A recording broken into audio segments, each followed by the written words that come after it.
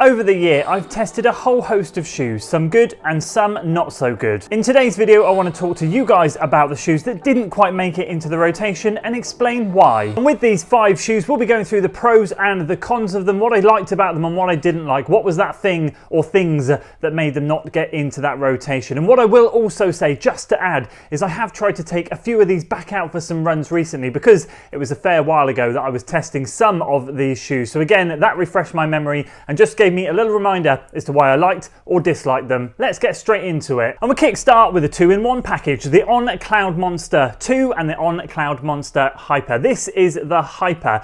This was my preferred version of the two. I tested them both earlier in the year, and there is a subtle difference between the two shoes, mostly the weight. The weight in the On Cloud Monster 2 in my size is 366 grams, which is getting slightly towards the heavier end of the spectrum. The weight in the On Cloud Monster Hyper is only 338, so it's a much more appealing package. Also, another difference between the two. You'll see here we've got a bit of a dual density midsole setup going on. The orange here is their standard Helion foam. The white stuff here at the front, this I believe is their Hyper foam in the Hyper. I think it's a different foam in the Monster 2. And again, the way it's put into the shoe is also different. We've got a thicker slab of it at the front and it runs to in and around, I think, just over halfway. You can see it right through that middle cutout there. With the Monster 2, it's a slightly thinner slice, but it does run a little bit further back. I prefer this one. Not only is it a lighter package, but the foam underfoot is slightly softer. It is a really enjoyable ride. This is a one that actually over the last 3 weeks, I've got another couple of runs in, as I've mentioned, and I have kind of thought to myself whilst I've been out there, I'm not quite sure why this one got shelved. It is a really, really enjoyable shoe. The reason and the only downside I can say about this shoe, well, actually there's two, but one of them doesn't bother me, but I know it bothers a lot of you. A lot of people complain that the uppers on shoes are not necessarily the most hugging, the best fitting. I would agree, they can be a little bit baggy and they don't necessarily hug the foot like a lot of shoes out there. This one I would say fits me very well, and I would say it's dialed in a lot better. I think the one thing I'd say in general about the shoe, about the Monster lineup, is just bulk. And even though the weight on this shoe is quite light, the shoe in general on foot feels quite a big chunky monster, hence the name. And sometimes I prefer to run in a slightly sleeker shoe, something a little bit that more disappears on foot. The weight in this one is absolutely perfect. There's a lot of shoes that I run in are slightly heavier than this one, but I just find the general profile of the shoe to be a tiny bit bulky. And speaking of bulky, let's move on to shoe number 2, which is the Brooks Ghost Max 2. A lot of people enjoy this shoe. I have to say, it depends on what size shoe you are. It's quite a hefty shoe. As the sizes go up, when it gets to my UK size 13, the weight on this shoe, well, it's the heaviest road shoe that I've tested possibly ever.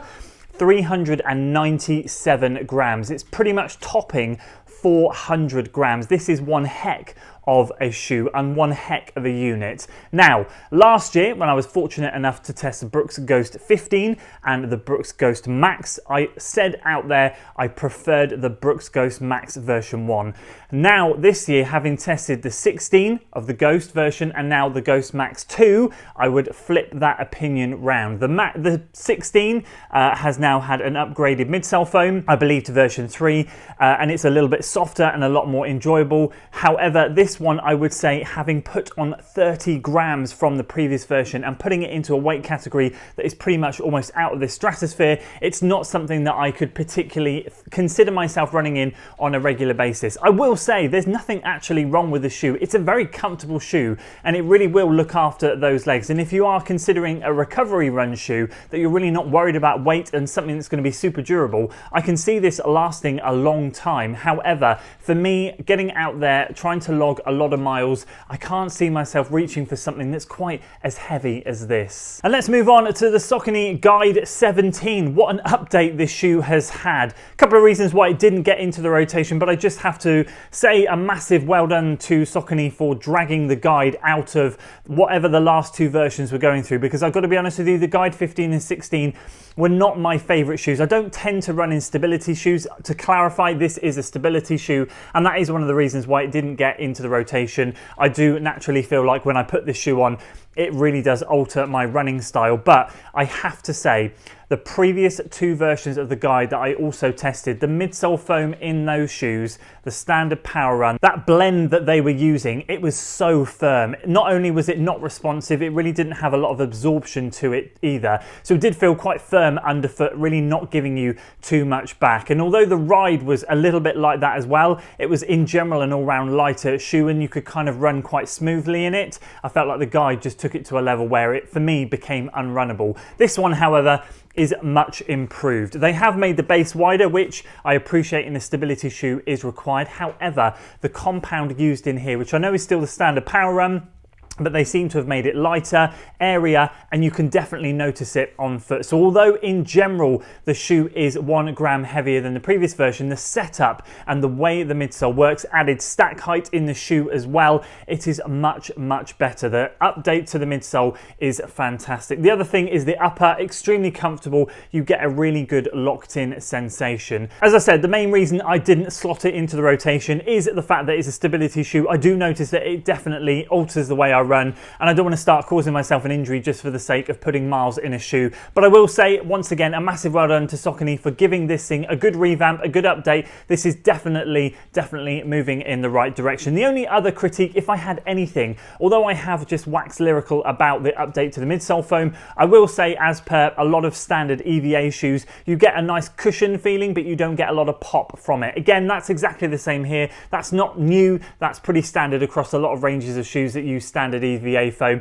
They're comfortable, but not necessarily a lot of pop. I found that in some previous Hoka shoes. Nothing new here in terms of the way that feels, but just overall in general, this has been a really good update. And number 4, revisiting the Brooks lineup, is the Brooks Ghost Max 16, which I just mentioned earlier. I don't actually have it here because that is another one of the shoes that I took home from the office to try and put some more miles in. Again, I was really appreciative of the updated midsole foam in this shoe and felt like actually in this scenario, the Brooks Ghost 16 was definitely a type of shoe that I could get on board with. I was very pleased with the way it felt, what I felt from the previous version, the 15, that midsole foam, again, just talking like the Guide 17, lovely and cushioned, but really not a lot of oomph coming back away from it. It felt like you were just kind of sinking into it, but it wasn't giving you a lot back. And again, I've just mentioned it in that previous shoe, something relatively standard you feel across a lot of shoes, stuff that's comfortable but not necessarily the most responsive. And I appreciate, do not get me wrong, I appreciate you don't necessarily want the most poppiest foam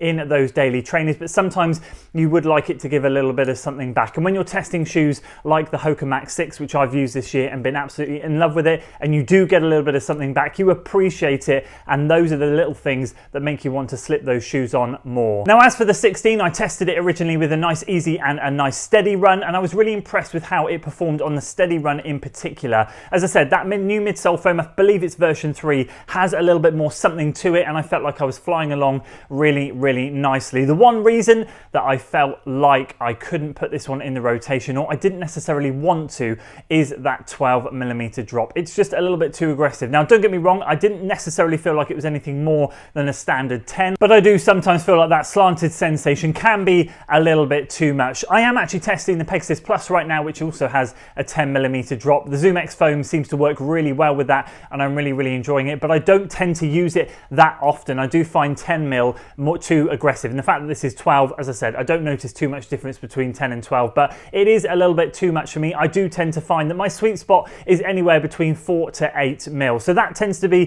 where I like to position my shoes. Hoka seems to be 5, that's a good drop as well. And so that is the main reason why the Ghost 16 didn't get into the rotation. And finally, the Nike Pegasus 41 is the 5th and final shoe that is propping up this, and I have saved the worst till last. I did produce a video on this, and a lot of you guys agree with me, but there were a lot of you that seemed to think I was missing the mark, that Nike were carrying on their traditional Pegasus lineup, and you've just got to appreciate the Pegasus for what it is. I understand that side of things, so I guess if you want to go with that argument, I'm not a fan of the Pegasus in general. Obviously, I tested the 37, I parked things at that point because I didn't want to go back to it. I thought 4 years will be enough time to see some good innovation in the shoe, and to be perfectly honest with you, it's absolutely not. As I've just alluded to though, I am really enjoying the Pegasus Plus. I'm finding that to be a very enjoyable shoe. Main difference between those two, not only is it very Turbo-esque in terms of the shape and the way it's set up, obviously both of them are 10mm. I have mentioned that before, that is a shoe that I can kind of drop in here and there and enjoy, but I don't want to use it too much. I feel like the weight again is another big factor. Pegasus Plus is actually 338 grams, so it's a really good weight, exactly the same, actually a gram lighter than the On Cloudmonster Hyper.